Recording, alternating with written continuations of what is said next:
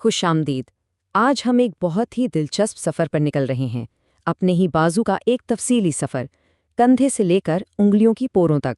और इस सफ़र में हमारा गाइड कोई किताब नहीं, बल्कि ये हाथ से लिखे हुए एनाटमी के नोट्स हैं, जो हमें अपने जिस्म के छुपे हुए नक्शे को समझने में मदद देंगे। तो चलें शुरू करते हैं। देखें, इन नोट्स की सबसे खास बात यह है कि ये उन चीज़ों पर जोर देते हैं जिन्हें हम खुद महसूस कर सकते हैं, छू सकते हैं। ये हमें सिखाते हैं कि अपनी जिल्द के नीचे मौजूद हड्डियों और पट्ठों को कैसे पहचाना जाए, जिससे एनाटॉमी सिर्फ एक थ्योरी नहीं रहती, बल्कि एक अमली तजुर्बा बन जाती है। कभी सोचा है कि आप अपने बाजू को, इसकी बनावट को कितना जानते हैं? ये सवाल सिर्फ सोचने के लिए नहीं है। इस सफ़र में साथ साथ अपने बाजू को भी महसूस करने की कोशिश करें।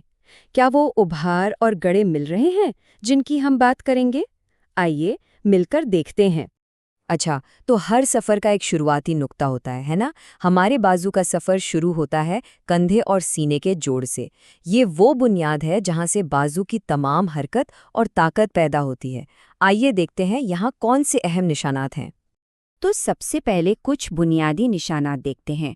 ये जो कॉलर बोन है, जिसे क्लेविकल कहते हैं, ये तो सबसे आसानी से महसूस होने वाली हड्डी है। इसी तरह सीने और कंधे की हड्डियों के किनारे, जिन्हें अपनी पीठ पर महसूस किया जा सकता है, ये सब हमें पट्ठों और दूसरी साख्तों को समझने के लिए एक फ्रेमवर्क देते हैं।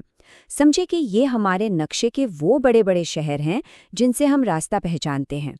अब कंधे से जरा नीचे आएं तो हम पहुंचते हैं बाजू के सेंट्रल जंक्शन पर, यानी कहनी। ये सिर्फ एक मोड़ नहीं है, बल्कि ये हड्डियों और पट्ठों का एक बहुत ही पेचीदा मरकज है, जो हमें बाजू को मोड़ने और घुमाने की सहूलत देता है। कहनी के आसपास ये जो 4 हड्डियों के उभार है ना, ये समझें कि ये हमारे लिए बहुत अहम निशानियां हैं। डॉक्टर्स और फिजियोथेरेपिस्ट तो इन्हें देखकर ही चोट का अंदाज़ा लगाते हैं, और इन्हें खुद महसूस करके ये समझा जा सकता है कि कहनी आखिर काम कैसे करती है। अच्छा, इन दो अहम निशानों में फ़र्क कैसे करें? बहुत आसान है। अपनी कोहनी को मोड़कर देखें। अंदर की तरफ जो बड़ा सा हड्डी का उभार महसूस होगा, वो है मीडियल एपिकॉन्डाइल। कभी कभी यहाँ चोट लगे तो एकदम करंट सा लगता है ना, इसे फनी बोन भी कहते हैं। और बाहर की तरफ वाला उभार थोड़ा छोटा है, जिसे लिटरल एपिकॉन्डाइल कहते हैं। ये फ़र्क उन्हें पहचानने का सबसे आसान तरीका है। अगर हड्डियां हमारे नक्शे पर पहाड़ों जैसी हैं, तो ये रग एक बहुत अहम दरिया की तरह है, मीडियन क्यूबिटल वेन। ये नाम शायद मुश्किल लगे, लेकिन ये वही रग है जो कोहनी के गड्ढे में होती है। ये तिब्बी लिहाज से बहुत अहम है, क्योंकि ये सतह के इतने करीब होती है कि जब भी खून का टेस्ट करवाना हो तो ज़्यादातर यहीं से सैंपल लिया जाता है। चले अब सफ़र में और आगे बढ़ते हैं, कलाई की तरफ। कलाई को आप एक मसरूफ चौराहे की तरह समझ सकते हैं, एक तंग सा रास्ता जहाँ से खून की नालियाँ, आसाब और पट्ठे गुजरकर हमारे हाथ तक पहुँचते हैं और उसे ज़िंदगी और हरकत देते हैं। ये एक छोटी सी गाइड है। आइए मिलकर अपनी कलाई की हड्डियों को ढूंढते हैं। इन 4 मराहिल पर अमल करें। अंगूठे की तरफ से शुरू करें और छोटी उंगली की तरफ बढ़ते जाएं। ये अपने जिस्म की एनाटमी को खुद महसूस करने का एक बेहतरीन तरीका है। और हाँ, कलाई पर जो लकीरें होती हैं, उन्हें सिर्फ जिल्द की सिलोटें ना समझें। ये असल में अंदर की साख्तों के लिए सतही निशानियां हैं। जिस्म के करीब वाली लकीर और दूर वाली लकीर, ये हमें बताती हैं कि कलाई के जोड़ और हड्डियां कहाँ मौजूद हैं।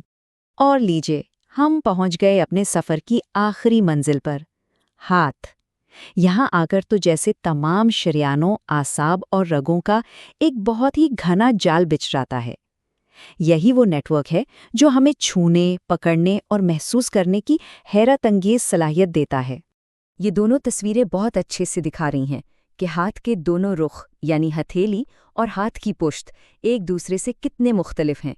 एक तरफ शरियानों और आसाब का जोर है, तो दूसरी तरफ रगों का एक पूरा नेटवर्क फैला हुआ है। ये टेबल हमारे नोट्स की सारी मालूमात को एक अमली शक्ल दे रहा है। ये बताता है कि हम नब्ज़ चेक करने के लिए रेडियल शरियान ही क्यों ढूंढते हैं, या हमारी छोटी उंगलियों में जो हिस्स होती है उसका ताल्लुक अल्नार नर्व से कैसे है। यहाँ हर नाम के पीछे एक अहम काम छुपा हुआ है।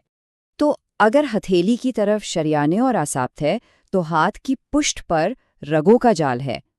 इसे कहते हैं डोर्सल वेनस नेटवर्क। ये वही रगें हैं जो अक्सर जिल्द के नीचे हमें नजर आती हैं, जिनमें सिफेलिक और बेसालिक वेन्स शामिल हैं। यहाँ एक और बहुत दिलचस्प जगह है। अपने अंगूठे को जरा बाहर की तरफ फैलाएं।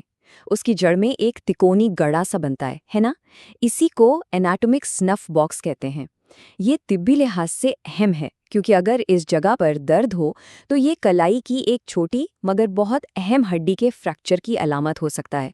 तो बात वो ही है कि जिस्म एक नक्शे की तरह है और एनाटॉमी सीखना उस नक्शे को पढ़ना सीखने जैसा है। चंद अहम निशानात की मदद से इंसानी जिस्म जैसा पेचीदा निज़ाम भी समझ में आने लगता है। ये बिल्कुल एक नई ज़बान सीखने की तरह है। तो इस सफ़र के आखिर में हमारे पास कंधे से लेकर उंगलियों तक का एक पूरा रोड मैप तैयार हो गया है।